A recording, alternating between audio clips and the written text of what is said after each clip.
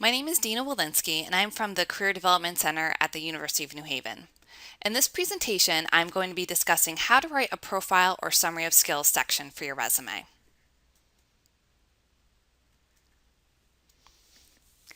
In the past, objectives used to be the norm for resumes. They were typically at the top of your resume and simply told the employer what type of position you were seeking. They tended to be generic and often focused on what the candidate wanted instead of the skills that could be offered. Now, employers really want to see what you can offer them through a summary of skills or profile statement. So, what is a profile exactly?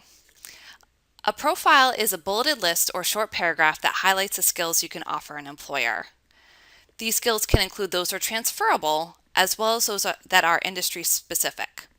Those that are transferable are skills that can be utilized in a variety of settings.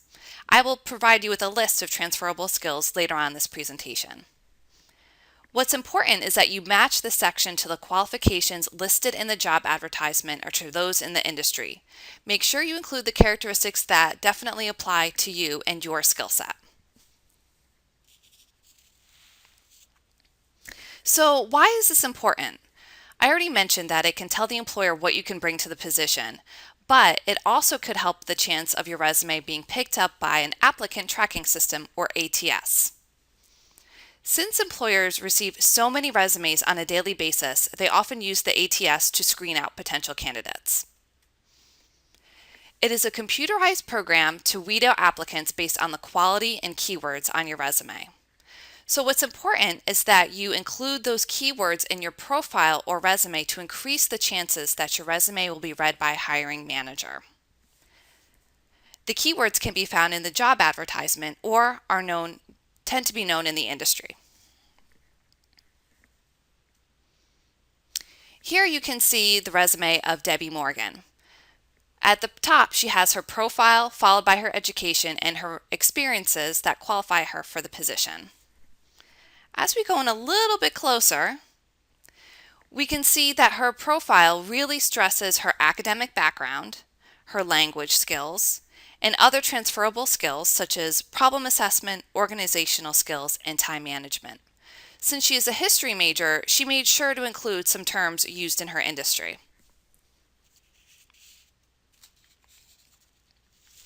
Here's the resume of Jonathan Fisher.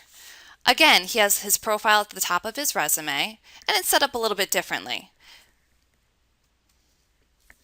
Here it is in a bulleted format, so you can either use a paragraph or bullets to highlight your skills.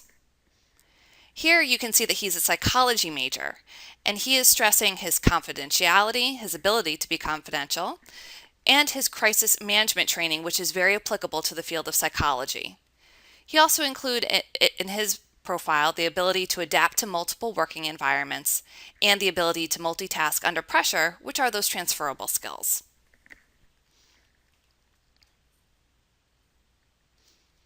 So as I had mentioned previously, here is a list of all the transferable skills you could draw from for your resume.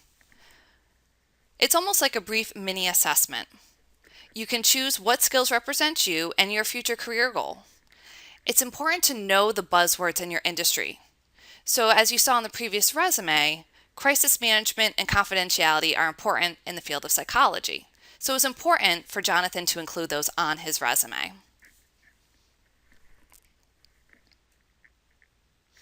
So here are some last tips. Profiles are not written in full sentences and do not include personal pronouns, such as I, me, or my, or they. Use quantification when you can. You want to do this throughout your resume, but highlighting it at the top of your resume and your profile would be very important.